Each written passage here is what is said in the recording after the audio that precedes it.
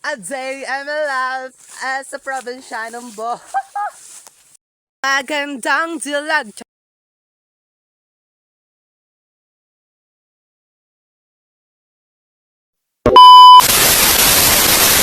What's up mga kalaon? Oh!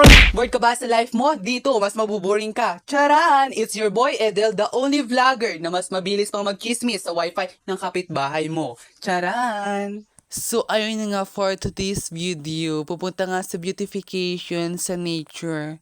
Uy, si Burdagul yan. By the way, ang dami na nga po talaga nagko-comment ng mga basher natin dyan. Shout out sa inyo mga basher. Pero pangarap ko po talaga yung magkaroon ako ng basher.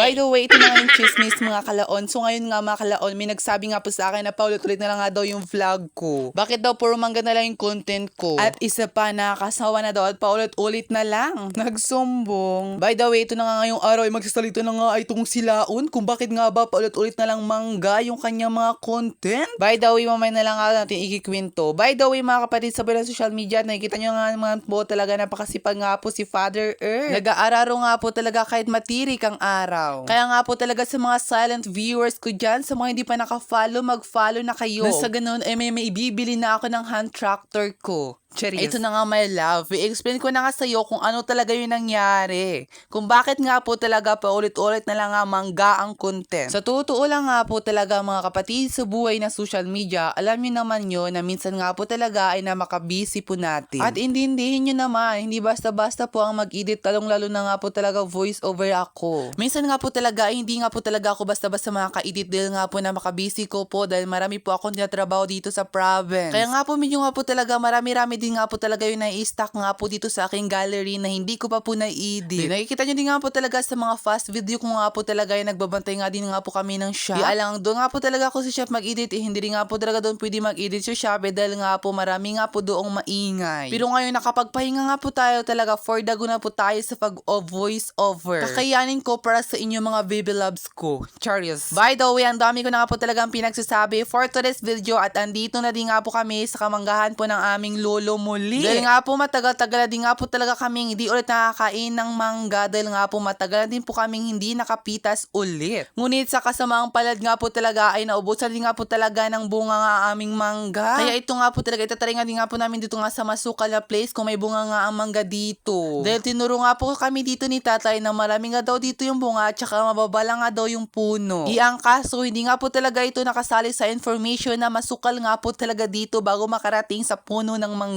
Walang kurap, sisimulan na din nga po talaga natin ang pag-aakyat ng siguro mas mabilis nga po tayo makapitas. Kasi pag sungkit-sungkit nga po talaga ay matagal na din nga po talaga at masakit pa nga po sa liig magtingala. Kaya nga wala nga po tayo masasabi at wala na din nga po tayong choice kaya ay for the go sa pag-aakyat ng mangga. Walang problema yan dahil kamag-anak din naman natin yung mga onggoy. Charis. Kaya nga po, sabi nga po talaga ng aking ate ay ako na lang nga daw talaga yung umakyat at siya na lang din nga po talaga yung mag-video at siya na din nga po yung mga mamumulot kung may mahuhulog mang mangga. Pagkatingin ko nga po talaga sa mga bunga na mangga ay mayroon nga po talagang bunga. Ang kaso nga po ay mga hilaw pa. Baka nga po talaga mga 2 linggo pa nga po bago sila makahinog. Ang kaso lang nga po talaga mga kapatid sa social media ay baka nga po talaga pagbalik namin dito ay naubos na ng mga ibon. Kaya ayun na nga yung pagpitas nga po talaga ng mangga ay napunta na lang nga din nga po talaga sa pag-harvest ng pinya ni Lulu. Kaya nga po talaga, problema yan nga po talaga yung ate ko kung hinog mga ba ito or hindi pa daw hinog. Kaya walang kukurap. Hanggang dito na din nga po talaga yung aking video. Thank you so much!